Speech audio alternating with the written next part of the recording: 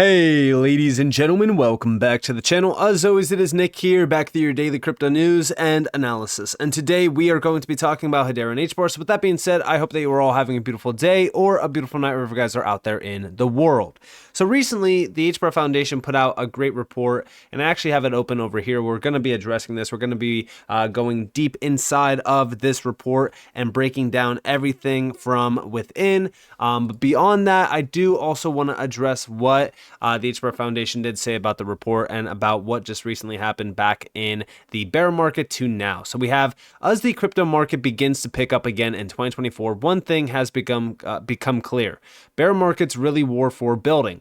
Last year, the crypto market saw signs of adoption that suggested a decoupling between industry-wide growth and other metrics such as price and volume. And here we could actually have, we have this full breakdown of the total crypto market. We have capitalization and volume 2019 all the way through 2023. And we also have the key insight that 2023 saw signs of adoption that suggested decoupling between industry growth and metrics such as price and volume, despite still being a ways off from the almost $3 trillion market cap peak in November of 2021. And we have, as we can see, this user growth was at least partially attributed to global crypto adoption outside of the US, primarily in lower middle income countries such as India, Nigeria, and the Ukraine. And here we actually have 2023 Global Adoption Index rankings, and we have India number 1, Nigeria, Vietnam, USA, Ukraine, and then the Philippines, Indonesia, Pakistan, Brazil, and Thailand. And we have the key insight down here, the rise of geographies other than the US as growth centers intensified, with retail adoption in lower middle income countries such as India, Nigeria, and Ukraine remaining higher today than in Q3 of 2020, just before the 2021 bull run. And then we also have, throughout 2023, we saw the growth reflected across all of our own success metrics, including new accounts, TVL, TPS, and developer activity. This influx in users we consider one of the most important metrics for a mature and healthy ecosystem in a bull run. And here we could actually see the overall network growth. This is actually very exciting. So we have the network also grew to over 4 million accounts just this year. 2.7 million accounts were created on mainnet. This is a 195% increase compared to last year's account growth and comprises 66% of the 4 million cumulative accounts created since network launch. Now, we also can see from 2019, which was only 11,607 accounts created, to 2023 were 2.7 million to almost 0.1 million. Look at that. That's insane. So we could see the prior year to the new year, 195% increase compared to previous year's growth. So we're already over 4+ million. I think that we're close to actually 5 million now, but we went from 2.7 to over 4 million. That's absolutely insane. Now, we also have down here this momentum behind ecosystem growth that was built in the bear market can further be seen when looking at the number of THF ecosystem projects that went live last year on Hedera across multiple verticals. And here we actually have the unit number by category fiscal year 2023. We have healthcare at 18, accelerator at 14, sports at 12, gaming at 9, DeFi at 8, art and collectibles at 7, marketplace at 6, metaverse and privacy at 5, enterprises and wallets 4, and then accelerator NFT sustainability data 2, and then CBDC fintech marketing payments stablecoin and women 1.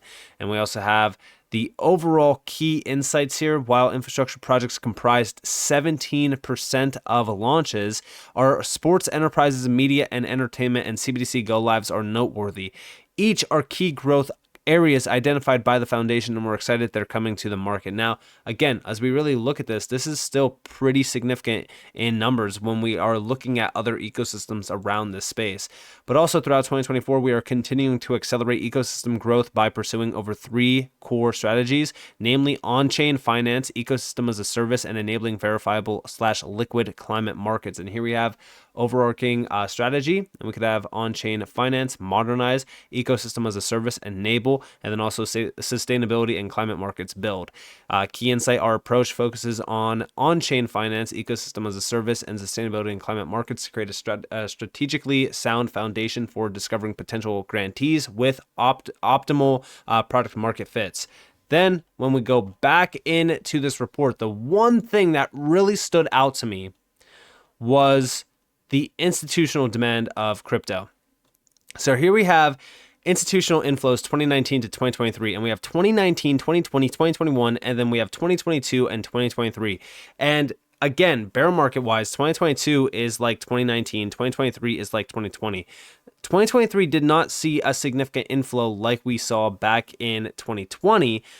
So I'm really looking forward to seeing where 2024 takes us, considering the fact that as we really look at what's been happening around institutional inflows, specifically focused on, what's been happening around ETFs, I do think that institutional inflows still have a significant amount of money still waiting on the sidelines, waiting for inflows to actually happen. But institutional interest definitely is a big focus for mine because that's where a lot of the big money comes from. Like I said, back in 2021, we saw over 1.06 trillion in terms of inflows from institutions. Again, 2024, I really do think is the year of institutional demand. This number can probably get blown out of the water, and it shows you just how early we still are into 2024 when we are talking about those significant amounts of money from institutions that could still very well enter the market.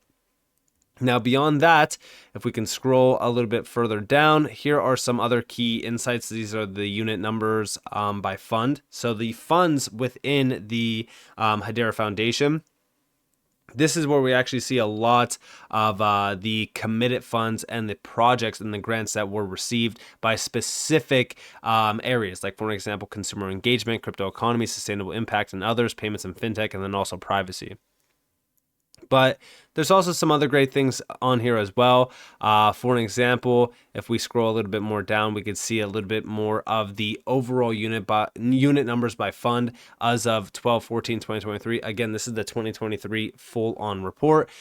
This is where I'm actually fully focused on DeFi initiatives around tokenization. So there was over 148 total opportunities. In the key insight we have, in addition to the new grants and launch projects, we're pursuing 148 opportunities. Of those, 108 are active with a continued emphasis on infrastructure, sustainability, payments, DeFi, and tokenization. We expect next year to follow these trends as well. So I'm mainly excited for DeFi, tokenization, and payments. That's the main thing that I've been talking about when it comes to institutions or even around big money use cases. And then if we scroll down, we could also see this is the account growth on the network. We also have a comparison in terms of 2022 to 2023, and this is the network revenue. Again, revenue has been growing. It's not been as tremendous as most people are anticipating, considering the fact that we did hit over 40 billion transactions on the network, but I did outline on why that is. Again, low fees are not going to really impact the network until we start to see a significant amount of growth in terms of network usage. But here we have the Hbar Foundation supported projects account for network revenue 93.6%, accounts created 91.9%, and then the transaction volume is 99.7% with, of course, Atma in mind. Now, outside of that, we do get a few more insights down here, mainly going over just the on-chain finance ecosystem as a service, sustainability and climate markets, and then what they gave us an insight on regarding the crypto economy, fintechs and payments, sustainable impact, and consumer engagement. And here is actually fintechs and payments where we have value exchange efficiency through tokenization. So they are fully focused on this still in 2024. I'm very excited about this, but the main thing is that when we look at institutional demand, is Hedera suitable for institutional demand when we are starting to see a big inflow from institutions? In my opinion, yes, I do believe that they are. Going back to July of 2023, I remember this post vividly because a lot of people were saying like, oh, Hbar is not in the top group with a lot of the big hitters. And I just don't understand how anyone can come to that conclusion, mainly because of it's the supply, they're not doing as well, Hbar is not going to perform. And it's just crazy to me that people are still stuck in that mindset. If we go back to the summertime, we have Next Gen Finance. You already know it's built out on Hedera. And this is MTech, right? Now, I've been talking about MTech for a while, going all the way back to May of 2021 when we first got Project New done, the white paper regarding the U.S. Federal Reserve CBDC. MTech was the big name on there. Hedera also got welcomed in on that PDF file, which was a big thing. I spotlighted on the channel. You guys can go all the way back to May of 2021 and look at that. But regardless, right? They did announce and launch their latest offering regarding the CBDC Innovation Kit with Hedera. This was powered by Hedera. And we actually get a full-on report down here, and this is with the CEO and the founder of MTech as well. And we have, after testing Ethereum and XLM, the team settled on Hedera. A core reason was the trust that the Hedera Governing Council ensures financial institutions. Kamel Cadet, CEO of MTech, walks us through their decision to leverage Hbar. Listen closely to this real quick. Our selection of Hedera as a protocol came in a very thoughtful way. The conversations were really digging into how the governing council was able to provide that trusted mechanism for a client segment like ours. So me walking into a central bank, I wanted to feel comfortable explaining what protocol we would be selling them and what protocol we would be advocating for. We tested, like I said, we tested Hyperledger when I was at IBM. For a period of time, we tested Stellar as well. And then we went to Ethereum. And the conversations continued with the Hedera team. And we started with just a consensus service and see how that worked. But went full-blown Hedera with also using Hedera token service when we saw the beauty of abstracting the difficulty of onboarding different node managers. If you've ever built a blockchain ecosystem on your own, you know how difficult that can be. Being able to convince enterprises, let alone in the financial services space, and I think we can look at examples in the market right now on how that did not work well, convincing different financial institutions of using some protocol's token or some other entity's token to facilitate payment was not something that was going to hold. So the abstraction of the node management and then having a clear strategy of having large enterprises that our client segment use for either their cloud deployment today, their security technology, their API technology, and that they trusted really made it easier for us to walk into the room and say, if you trust IBM to do your cloud, you can trust IBM to run a node for you. In the US government, if you trust Boeing to fly and to build planes, you can trust Boeing to actually manage a node and provide a public ledger mechanism. Now, again, one thing to spotlight is how efficient Hedera is versus Ethereum, XLM, and a lot of these big players in this space. Going forward, in terms of the next generation of finance, this is the next generation infrastructure. There's a second part to this video. I'm not going to play it fully, but regardless, there's a lot of talk about how this infrastructure needs to be ISO 20022 compliant. When we think about that, right, the actual infrastructure layer does not need to be ISO 20022 compliant, just the facilitators. When we look at MTech has been a part of this since day one, but also ISO 20022 has been a part of this scenario even with Hedera. This is why when we look at what MTech has been doing and what they've been building, if you are an Hbar holder, you should 100% be focused on what MTech is doing because this is also institutional grade. Now, outside of that, we also get, the Guardian service. The Guardian service is regarding climate finance, and this is with some pretty big names.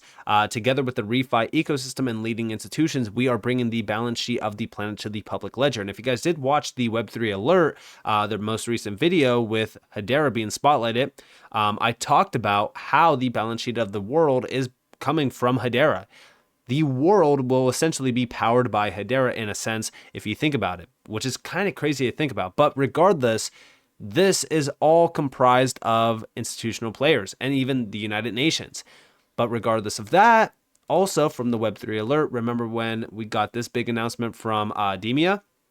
So Demia's zero trust data model, this is actually integrated within the Hedera network, and this is with some very large-scale institutions like even Alcott Group. Outside of that, though, right, beyond all of this, the last major thing to focus on is the Stablecoin Studio, because this is for all major platforms, including Web3 platforms, institutional issuers, enterprises, and even payment providers alike. This is why when we go back to that initial report, I'm more so very excited for payments, tokenization, DeFi initiatives, because as institutional demand shows up, right, which if we look back on the actual chart here, the second one, we could see that institutional focus is not just here yet.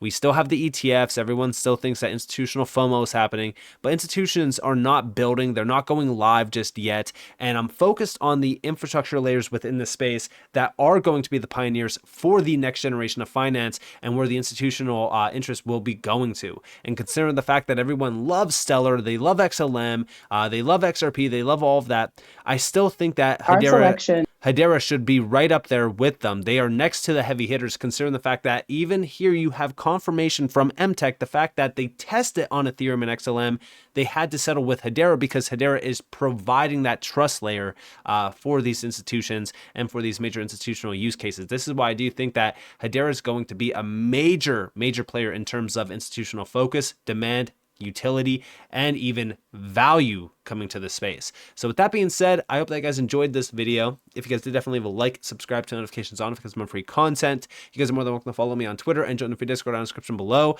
And with that being said, guys, it's been Nick. Thanks for watching. Peace out.